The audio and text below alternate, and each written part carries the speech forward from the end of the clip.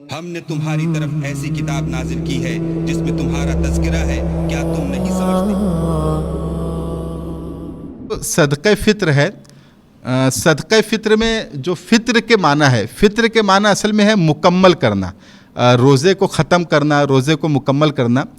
तो इसलिए इसको सदक़े फ़ित्र भी कहते हैं। तो ये जो सदक़े फ़ित्र है, तो फ़ित्र के माना है रोज़े को मुकम्मल करना, रोज़े को ख़त्म करना।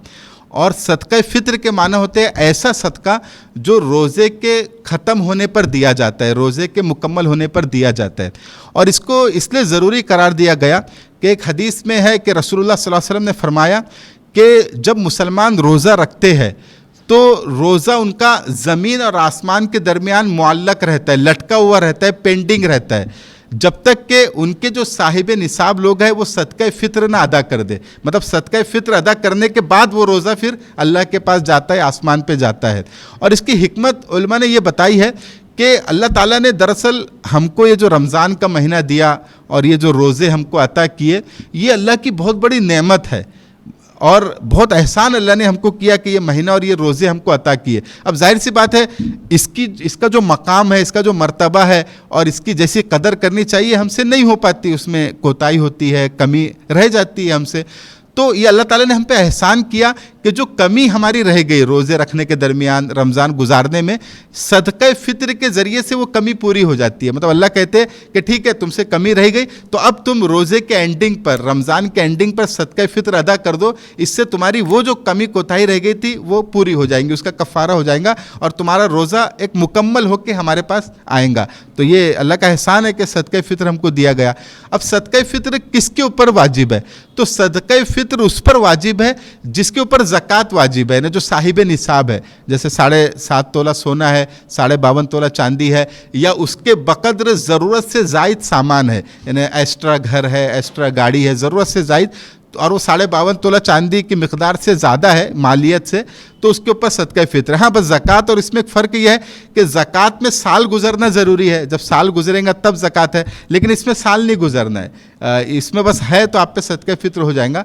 और दूसरा, ज़कात नाबालिग पर नहीं है, जो नाबालिग बच्चा है, छोटा बच्चा है, उस पर ज़कात नहीं है, लेकिन सदक़े फ़ित्र नाबालिग पर भी है। 1 दिन का बच्चा है उस पर भी सदक़े फ़ित्र है और उसका वालिद उसको अदा करेगा। तो और ये फ़र्ज़ कब होता है? ये सदक़े फ़ित्र फ़र्ज़ होता है ईद के दिन सुबह सादिक के वक्त, यानी जब आपने रोज़ा मुकम्मल किया, चाहे 29 रोज़ा हो, 30 रोज़ा हो, फिर दूसरा ईद का दिन था, तो ईद के दिन सुबह सादिक का जो वक्त है, फजर का जो वक्त है, तो जैसी फजर का वक्त आपको मिला, आप पे सदक़े फ़ित्र वाजिब हो गया। अब आपको सदक़े फ़ित्र अदा करना है। तो इससे मालूम हुआ कि अगर कोई बच्चा चांद रात के दिन पैदा हो, चांद रात को पैदा हुआ, तो उस पर भी सदक़े फ़ित्र वाजिब होगा क्योंकि उसको भी सुबह के वक्त मिल गया। हाँ, अगर कोई फजर के बाद पैदा हुआ, ईद की नमाज के बाद पैदा हुआ, फिर उस पर नहीं रहेगा, लेकिन चांद रात को पैदा हुआ तो उस पर भी सदक़े फ़ित्र वाजिब है, वालिद को उसकी तरफ से अदा करना है। और अगर किसी का चांद रात को इंतकाल हो गया तो फिर उस पर सदक़े फ़ित्र वाजिब नहीं है क्योंकि सुबह सादिक का वक्त उसको नहीं मिला, फजर का वक्त नहीं मिला ईद के दिन, तो ईद के दिन फजर के वक्त सदक़े फ़ित्र वाजिब होता है। और इसको देना जो है वो ईद की नमाज से पहले पहले इसको अदा करना है, ईद की नमाज से पहले। हाँ, अगर किसी ने ईद के दिन से पहले अदा कर दिया, जैसे आज ही अदा कर दिया, अभी आखिरी अशरा चल रहा है, तो अदा हो जाएगा। अभी वाजिब लेकिन ईद के दिन होगा, लेकिन अदा पहले हो जाएगा अगर किसी ने अदा किया।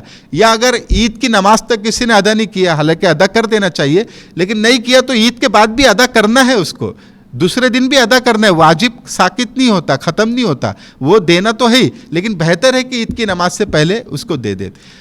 अब सदक़े फ़ित्र किन चीज़ों पर है और किसकी मिक़दार क्या है? तो हदीस में इसके मुख्तलिफ़ पैमाने आए हैं, जैसा गेहूँ आप दे सकते हैं, जौ, किशमिश, खजूर। अब गेहूँ में यह है कि आज का जो वज़न है, तो इसमें हमारे जो हिंदुस्तान के उलमा है वो कहते हैं कि 1.25 किलो गेहूँ, यानी जो गेहूँ हम देंगे 1.25 किलो, मतलब 1 किलो और 3 पाव, 1.25 किलो। और बाज़ उलमा की राय 2 किलो की भी है, तो 2 किलो भी दे सकते हैं एहतियातन।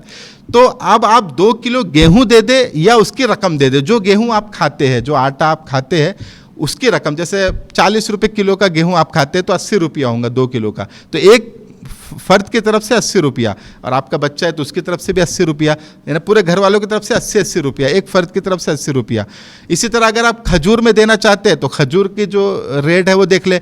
अच्छा हाँ, खजूर, जौ और किशमिश में डबल हो जाएगा, यानी अगर गेहूँ आप 1.25 किलो दे रहे हैं तो खजूर जौ किशमिश डबल, यानी डबल का हो जाएगा 3.5 किलो, या अगर 2 किलो के हिसाब से आप देख रहे हैं गेहूं तो ये 4 किलो हो जाएगा।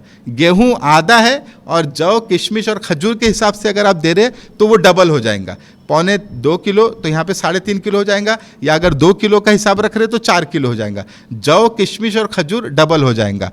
तो अब इसका देख ले, अगर आप खजूर के हिसाब से देना चाहते हैं तो इसमें देख ले कि खजूर का क्या रेट है। अगर जैसे मार्केट में 200 रुपये रेट है तो 200 रुपये 4 किलो के हिसाब से 800 रुपया हो गया, तो एक फर्द की तरफ से 800 रुपये देना है। किशमिश में अगर आप दे रहे तो किशमिश का रेट देख ले कितना है, उसके हिसाब से दे दे। जौ से अगर आप दे रहे तो जौ का रेट देख ले 50 रुपया है किलो, तो 4 किलो का 200 रुपया हो गया, तो एक फर्द की तरफ से 200 रुपया। तो आप गेहूं के हिसाब से भी दे सकते हैं, खजूर के हिसाब से भी, किशमिश के हिसाब से भी, जौ के हिसाब से भी। अब इसमें ये देखना है कि हमारी कितनी इस्तेताअत है, हमारी जो इस्तेताअत है उसके हिसाब से दे। अगर नहीं है इस्तेताअत तो गेहूं के हिसाब से दे दे, गेहूं का 80 रुपया पड़ेगा। थोड़ी ज़्यादा इस्तेताअत है तो जौ के हिसाब से दे दे, जौ का 200 रुपये पड़ेगा एक फ़र्द की तरफ से। तो आप देख ले, अब हम चीज़ें भी खरीदते हैं उसमें भी अपनी इस्तेताअत देखते हैं। अभी कोई मोबाइल खरीदता है, मोबाइल 10,000 का भी आता है, 25,000 का भी आता है, 50,000 का भी आता है, 1 लाख का भी आता है। अब इंसान अपने हिसाब से खरीदता है, कोई 1 लाख का खरीद रहा है, कोई 10,000 का खरीद रहा है। तो जब आपको पता है आपकी कैपेसिटी 1 लाख की खरीदने की है तो इसमें भी आप ज़्यादा वाले को चुने, ज़्यादा को दे, उसमें सवाब भी आपको ज़्यादा मिलेगा, है ना। तो इसमें से 4 चीज़ों में से आप कोई भी ले सकते हैं और जिसका जो रेट है वो आपको अदा करना होगा। बस गेहूं का आधा है और जौ किशमिश और खजूर का डबल है। अगर 2.25 किलो ले रहे तो 3.5 किलो, और 2 किलो पकड़ रहे गेहूं तो 4 किलो, डबल उसको पकड़ना, उसका हमको वो देना है या उसकी कीमत देना है, दोनों दे सकते हैं। कीमत देना ज़्यादा बेहतर है इसलिए कि उनके फ़कीर जो गरीब लोग हैं उनके काम आ जाएगा। अब ये देना किसको है, तो सदका फ़ित्र उन्हीं को देना है जिनको ज़कात दी जा सकती है। जो लोग ज़कात के मुस्तहिक है, फ़कीर है, मिस्कीन है, तो उनको ही सदका फ़ित्र भी दिया जा सकता है। ये इसका हुक्म है सदका फ़ित्र का।